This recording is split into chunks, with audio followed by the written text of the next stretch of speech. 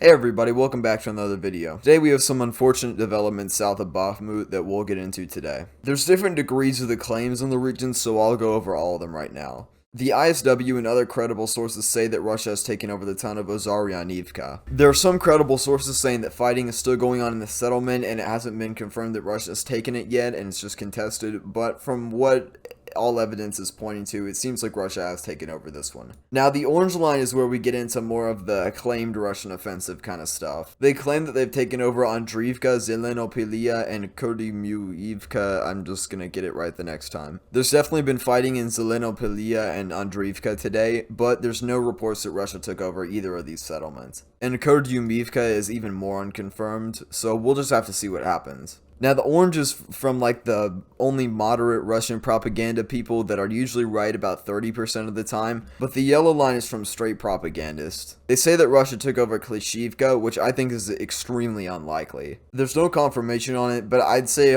pretty much all sources point to this town not being taken. However, Andriivka and Zelenopilia and maybe Kurdymuivka have a decent chance of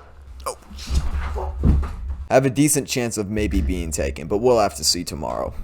And now this is egregiously unconfirmed, but some Russian sources say that they took over Spirne without a fight. And by egregiously unconfirmed, I mean like one guy on Twitter with like 3 followers, and it's been pretty much verified false. Yeah, you know what, actually never mind, ignore that. Did I even use the word egregiously right? This whole segment of the video is collapsing. Now, it appears like Russia is trying to make a breakthrough south of Bakhmut. The situation is pretty bad, but if Ukraine is able to contain the Russians in a specific region, the effects of this won't be that profound. Let's assume for a second that they haven't taken over Klishchiivka, because I think they probably haven't. Right now, with the control of Andriivka and the fields to the right of it, this gives them a slightly broader area to attack Opitne and Ivanhrad from, but it's likely that Russian forces were already operating in this region before, so I don't think this will be too much of a game changer. And these settlements are big gray zones. They often change hands a couple times in a day even, so we'll have to see how that goes. But further west, assuming that they have control of Andriivka, an assault on Klishchiivka isn't too out of the picture. I could see that happening, although this lake in the middle here is going to prevent Russian troops from hitting it from this side as well. So Russia is going to have to use one direction to attack Klishchiivka and take it. But if Russia doesn't have control of Zelenopilia or Kurdymuivka, I'm gonna get those right one day. Like, let's say the line looks more like this. Attacking from Andriivka into Klishchiivka is unwise because they can be flanked from the south and the east. That's not the east. The west. Klishchiivka is in a unique position as well. It's split down the middle by a river and has its back to a hill. However, the river that goes through it isn't even a 1/100th of a kilometer wide, making it a not very usable defense asset. The hill over here is better though. If Russia does overrun the settlement right here, Ukraine may be able to use these hills as defense.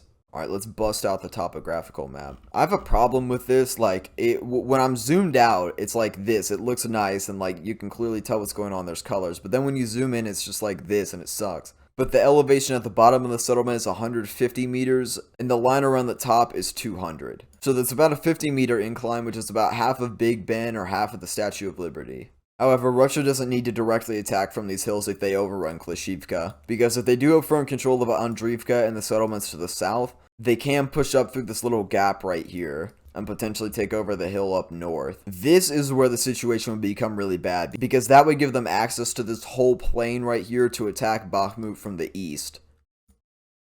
West. Sorry, I do not know east and west. The real threat here is Russia taking out Ivanivske. This would effectively cut off supplies from Kostiantynivka and would force supply to come through one road through Sloviansk. They could probably get fire control around the one by Chasiv Yar. However, I don't think Russia will be able to long-term hold this settlement. The river here is pretty ineffective, but there are more hills. I think with the geographical advantage, this settlement would be facing constant counterattacks every day. So I'm not sure if Russia would be able to hold this. So as long as they're stuck in between Ivanivske and this gap right here, they won't be able to effectively threaten Bakhmut. Hey guys, editing me here. Russia would still be able to attack along the same ridge that Klishchiivka is on, however there are hills on the other region which would make this hard. If they do take over Ivanivske, that would be very bad. I think that would probably lead to the fall of Bakhmut. I think Russia would try an all-out assault from the northeast. Yes, I got east right that time. On the eastern outskirts through Opitne and Ivanhrad, and from the southwest and the south. The city is very fortified, but not many places can withstand that amount of pressure and not fall. The good thing is there are a lot of ifs and if they cans preventing this scenario from happening, because this is assuming that Russia does have control of Kurdyumivka, Zelenopila, and Andriivka. This is assuming that they can take out Klishivka, which would be very hard, and it's assuming that they can hold Ivanivske, because they can only successfully attack from the southwest if they control this settlement. But it is scary how close an encirclement could be with just a couple of steps. And considering that Ozaryanivka fell, hopefully it's not telling of things to come. Overall, I hope a lot of the Russian claims are false and they're able to hold defense at Andriivka, Kurdyumivka, and Zelenopilia. Because that would be the best, because it would keep the forces tied down over here and away from Bakhmut and wouldn't gain them any tactical advantage near Opitne and Ivangrad. Whew, alright, and there we go, that's what we have today. I pray for all the defenders of Bakhmut and that they'll be able to stop this attack and liberate the rest of their country. That's what we got. See you guys later. A big thanks to my channel members Gene Helfrich, Stig Grun, Butleresque, David Appel, Dilo Mathatas, Phil Martin, Evan Shin, and a special thanks to my third tier members Ashley C137, Joel Raindow, and Mike Q. Thank you guys so much.